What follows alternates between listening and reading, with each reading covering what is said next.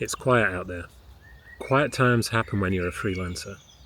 When you have a few quiet weeks, maybe you reach out to some clients, or maybe you do some personal work, or take some classes, or maybe you just take a break. You're not going to be busy all the time. It's expected, and it's part of the deal as a freelancer. If you plan for it, those quiet periods can be a really good opportunity for you to catch up on all those odd jobs that you've been meaning to do. Take it easy, spend some time with your family, and get into a fun personal project that will satisfy whatever creative itch you have right now. But what if you have a quiet month at the end of a quiet year and there's no end in sight? There's only so much client outreach you can do. What are you going to do when there's simply not as much work around and you're not making enough money to get by? The industry is quiet, maybe the quietest I've seen it in my career. Client budgets are being slashed, advertising agencies are letting people go, illustrators are jumping ship from their agency hoping the grass will be greener on the other side. It sucks. So what do? You do what you have to do. Maybe that means lowering the standard of what kinds of work you take on. Maybe it means living more frugally and cutting your costs. Maybe it means getting a second job. But what it really means is surviving until things bounce back. Difficult times like this come and go.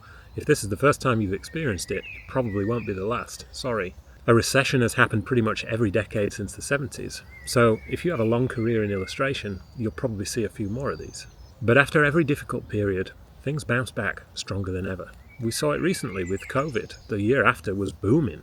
And now we're seeing kind of a balancing out and a regression to the mean after that booming year. But we've also got some other major factors influencing the world economy. When there's any kind of economic uncertainty, companies want to play it safe and make sure they survive. They have to justify every dollar they spend, and they spend less. That trickles down through the ad agencies and creative agencies, and there's very little left for us at the freelancer level. So if what you need to do right now is get a job so you can survive until you can be busy with illustration again, then do it. It's not permanent. It's not a failure. There's no shame in it. It is a temporary solution, and a smart one. The alternative is eating through your savings, or worse, getting yourself into debt.